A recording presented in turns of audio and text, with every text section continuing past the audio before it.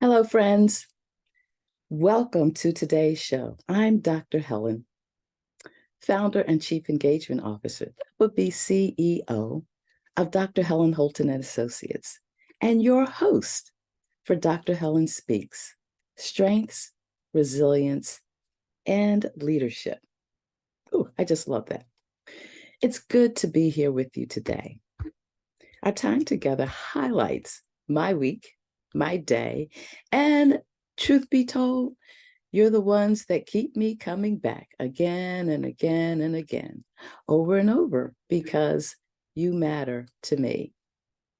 And I show up here to step into the space that I've been called to, my passion, purpose, and calling. Out of the wells of deep knowledge in the world lives wealth, your wealth, beyond measure. And it lives in the power of learning. Mm-hmm. I'm a lifelong learner, committed to focusing time and energy to bring you relevant learning, to add to your wealth of knowledge and move you forward in your leadership journey. It truly is a journey and not a destination. What do I mean by that? A destination implies that there's an end. Leadership is an ongoing journey. When you decide you want to get off the journey or stop it, that's fine. But it doesn't mean that the journey of leadership doesn't continue. Along the journey, we may pause, plateau, or get stuck. And sometimes we just get off for a while, a breather, whatever. However, none of these interruptions constitutes an end to leadership. Just think about that for a moment. One of the most significant lessons I've learned in life is that the most effective leaders are lifelong learners. And there's a caveat: who you learn from matters. When's the last time you stopped to look at who are you allowing to pour into you to be more of the authentic you that you know yourself to be, that is building on your investment in you? Because as a leader, if you aren't willing to invest in your own learning and development, at some point you'll find your leadership becoming more and more less relevant to those around you. As the saying goes, time waits for no one. And what better thing than to seize the day? How many of you here are committed to learning 1, 2, 3 new things every day? I can remember some years ago, my younger sister decided that thanks to the internet and YouTube, she was going to learn something new every day. And she just amazed me and our family of some of the things that committing just a little bit of time every day to learn something new, how that makes a difference in your life. I think on some levels, it enlivens you, gives you a new sense of energy and, oh, I can't wait to share, or those aha moments. Mm-hmm. And one of the better things about that is that when you invest in you, choosing to learn new and different ways to show up as a leader, not only does it strengthen your leadership, but it also helps you to better equip those you lead. No one leads the way you do. Nobody. So in essence, your competition is with you because no one else can do what you do. It's a competition you have with yourself. And I love that. That's kind of like that inner drive that keeps us getting up and moving forward.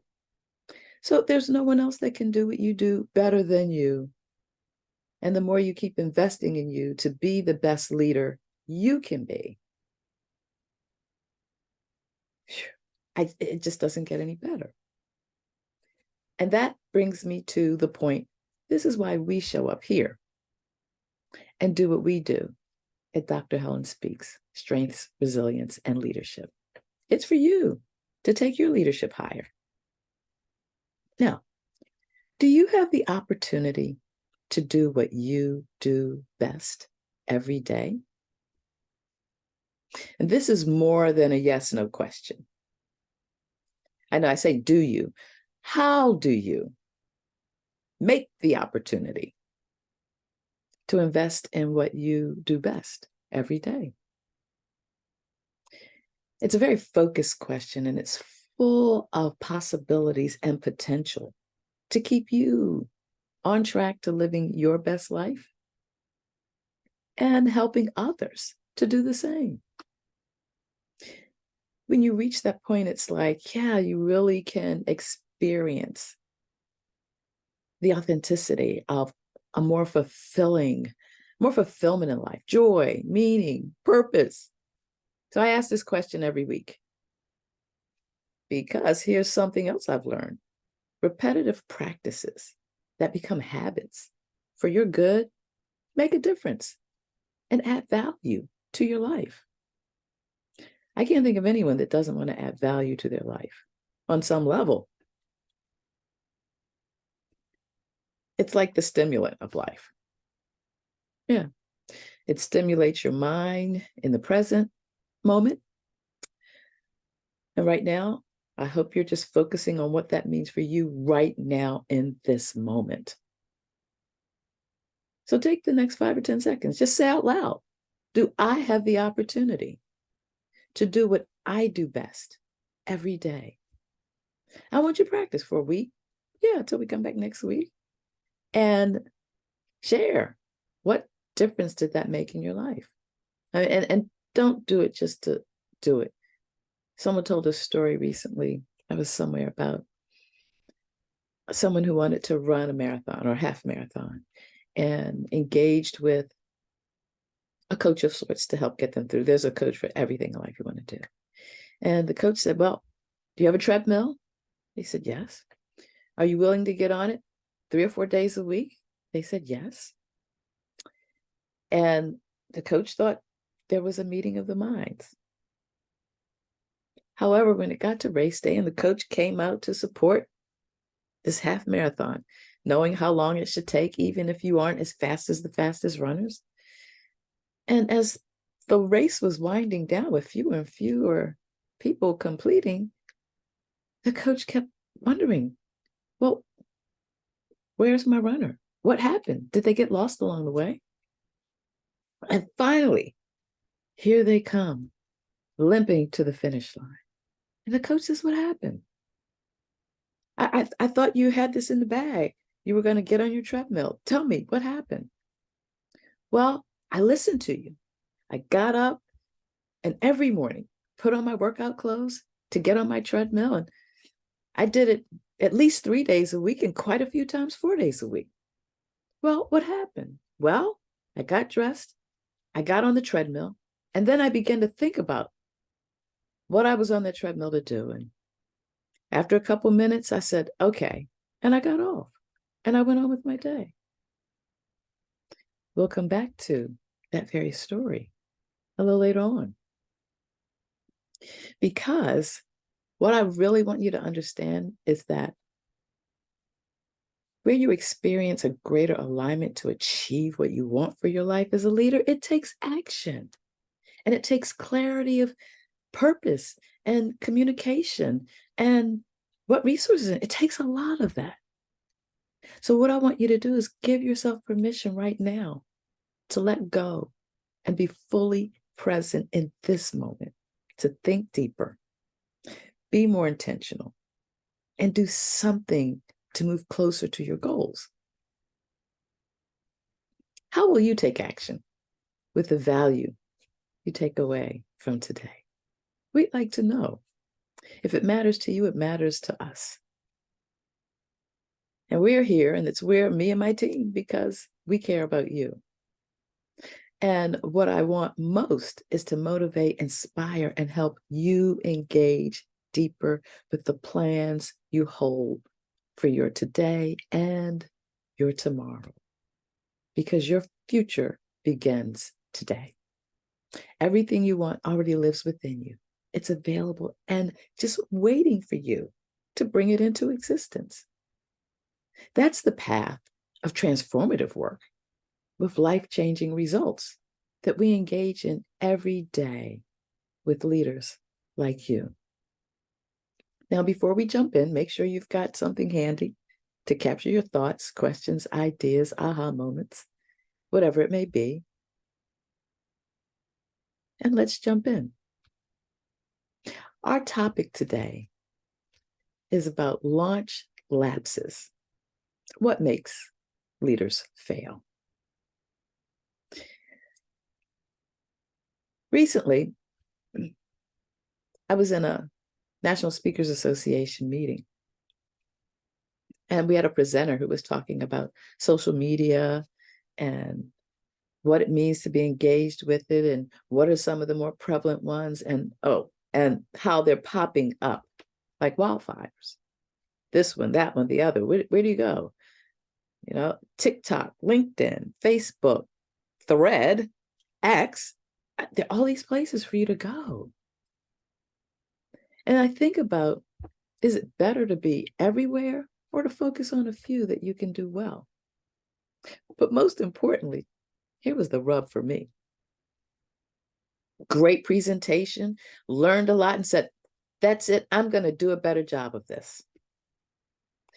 And I'm not a big Facebook person, and I don't understand really all of why I get certain notices about Facebook, and other times I don't. However, on this same day of this meeting, I got a flashback or remember this on Facebook going back 6 years ago. I was at an NSA meeting. And what do you think that meeting was about? It was about Facebook. Now, this was before the pandemic, but it was about social media, and particularly Facebook, and how to deepen your engagement by using Facebook Lives, which 6 years ago, I'd say that was pretty cutting edge in comparison to today. I mean, because everything's about the live.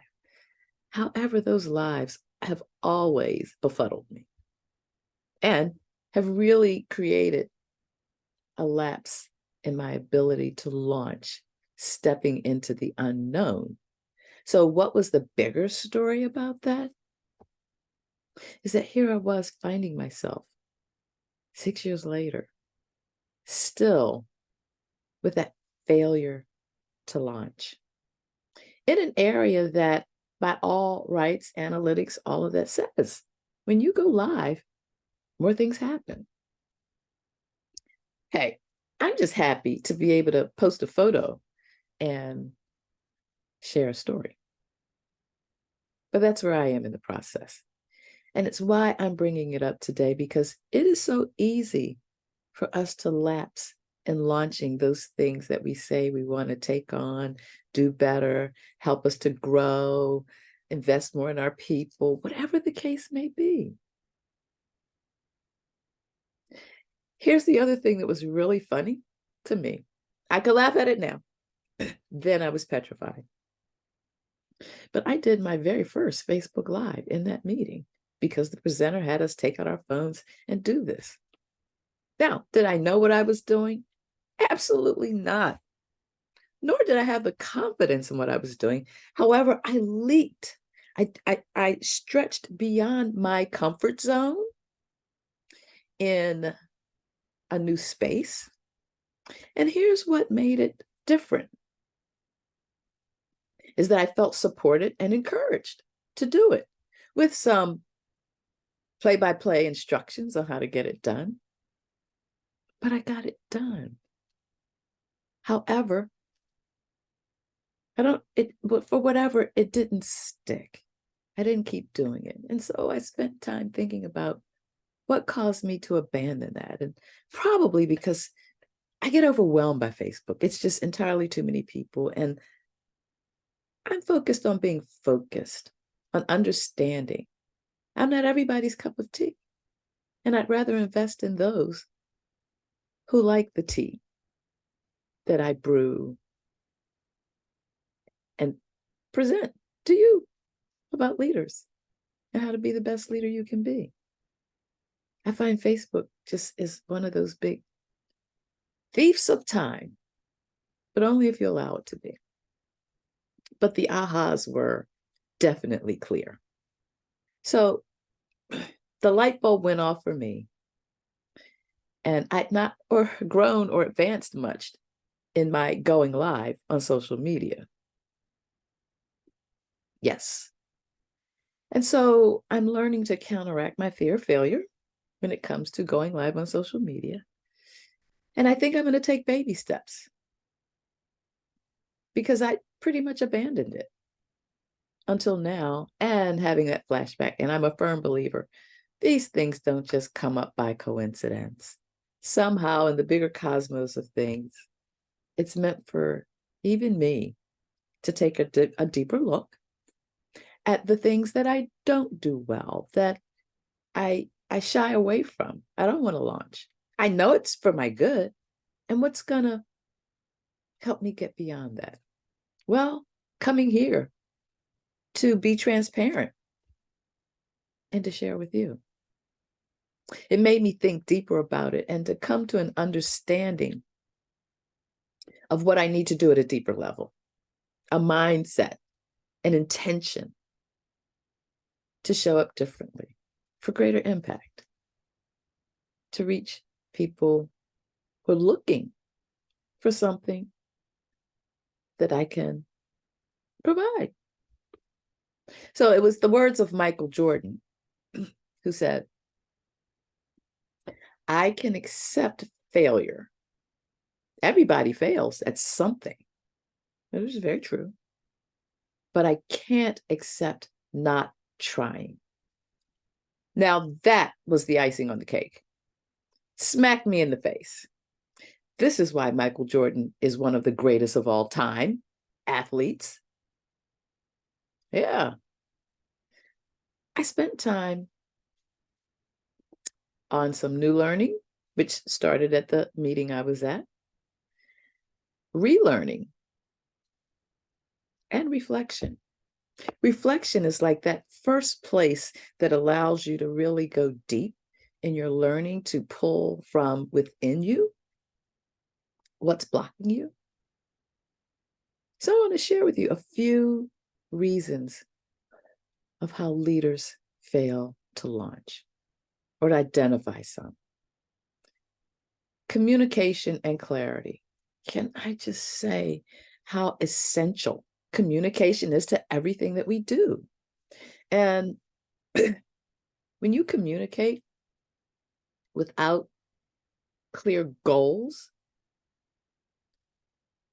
you make it challenging for you and your team to understand where you're taking us, to help them hear your message and have it resonate in their particular roles and responsibilities. Yes, this is confusion.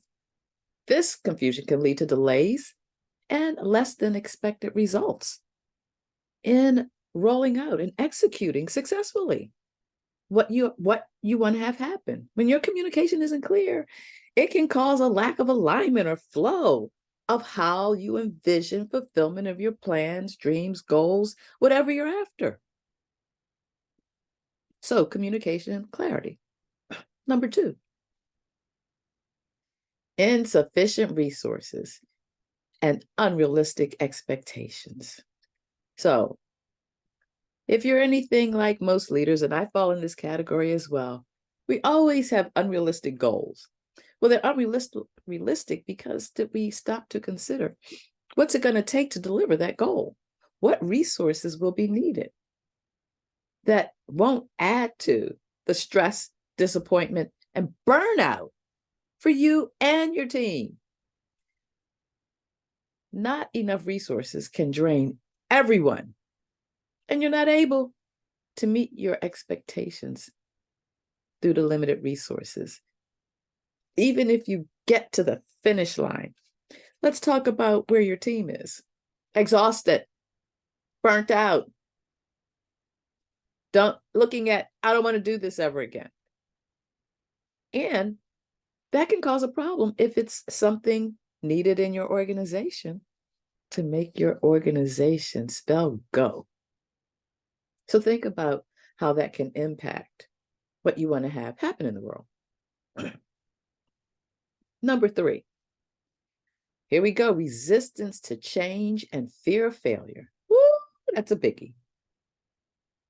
Do you have members on your team, or are you the one with a fear of failure at a level where you're willing to resist new ideas, suggestions, and recommendations? Have you been there? I have. And it's really not that comfortable. I'm just here to tell you. Particularly if the change represents a departure from the familiar. Oh, I don't know what's going to happen if we go here. Wait a minute. Maybe we just won't go there. I mean, all sorts of things will come up that will cause you to revert back to the familiar. Change is just that. It's a departure from the familiar. Yes. What you used to do. And you say, oh, let's not upset the status quo. However, addressing the fear of failure, naming it, what it can do if you don't change to help you reduce your resistance to change. Come on, you got to shake things up a bit. What is the saying? If you keep doing what you've always done, you'll keep getting what you've always gotten. Number 4, weak leadership support or lack of buy-in. As a leader, you want those you lead to support a new initiative and feel open enough to talk about why or what challenges they may find in it. And that goes back to communication and clarity. It can affect your ability to generate buy-in. And let's be clear, if you're a leader and no one's willing to follow you, you're not leading, you're just taking a walk. Strong leadership commitment.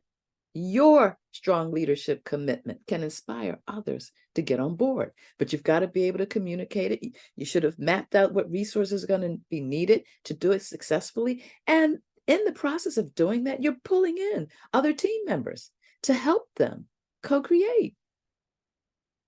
Number 5, here we go. Insufficient planning and inadequate skill sets.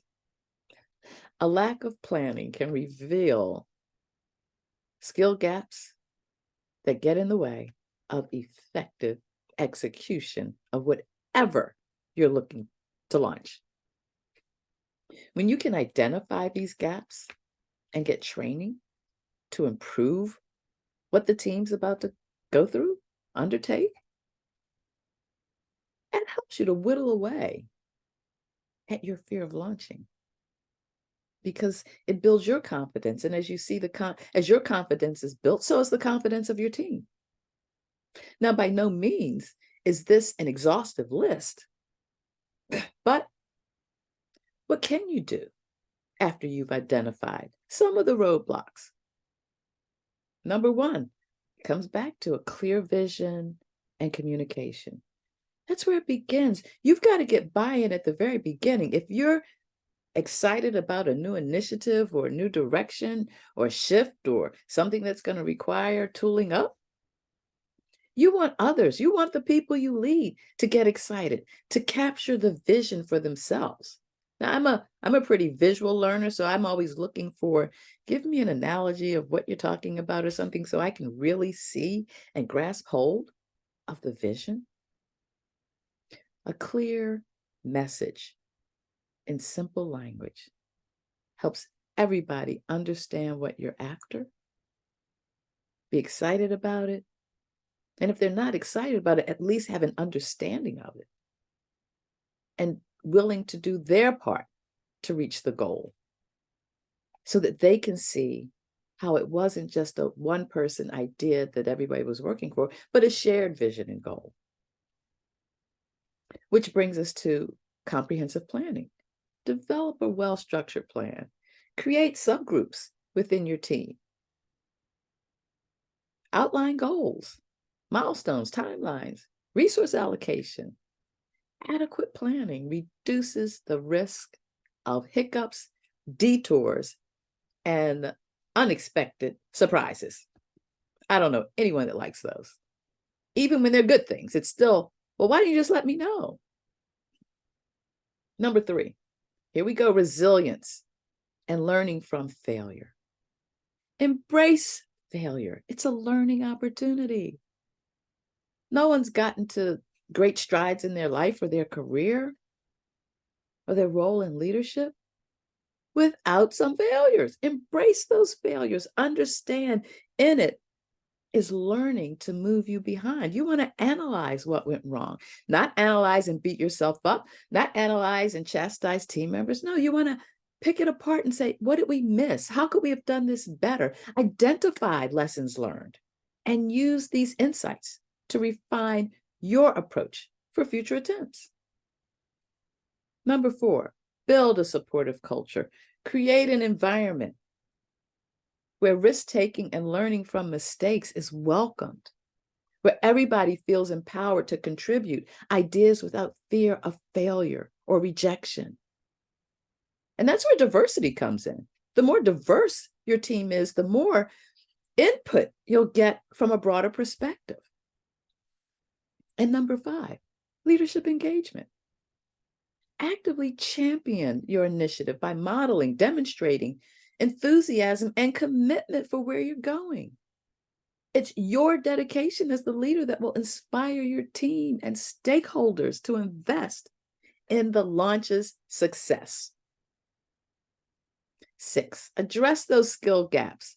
Identify and bring new learning into the workplace. Or maybe you're going to send someone for new learning, whatever. Maybe you're the one that's going to teach the new learning. But provide training and resources to equip and empower your team with the skills needed for successful launch and completion. And lastly, adaptive learning. In these days, we are living in a VUCA reality. That's V for volatility, U for uncertainty, C for complexities, and A for ambiguities. I mean, that's a mouthful, and that's all those moving parts at the same time all over the place. Be open to change. Be agile in your approach to bob and weave and pivot when needed, to stay aligned with your overarching goals. And by focusing on these strategies, as a leader, you can overcome the obstacles that might lead to failure to launch and cultivate an environment that's conducive to achieving success, significance, and you as a leader with stronger leadership. What am I saying? At the end of the day, we need each other to survive and thrive. This world wasn't meant for any of us to rise to a level of accomplishment and significance without other people.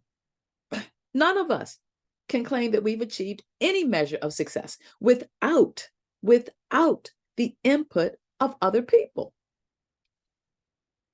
That's part of the grand design of the Creator. For we, the created. Our interconnectedness of who we are in the world and what you can do to optimize your leadership, to live your best life, is closer than you think. Life will throw you curveballs for certain. And each time it does, it's an opportunity for you to apply your resilience with intention to endure and get back on your journey with greater drive to push forward. We show up here every week, and thanks to my team, my shameless shout out, woo, yay team. We show up to do what we do collectively and collaboratively.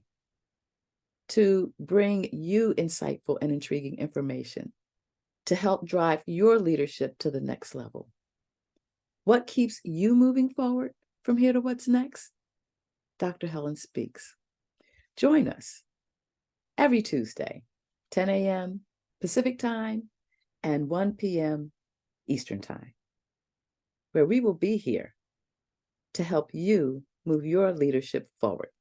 And you can catch our replays on our YouTube channel, Dr. Helen Holton. And we're always here to serve you to be the best leader that you can be.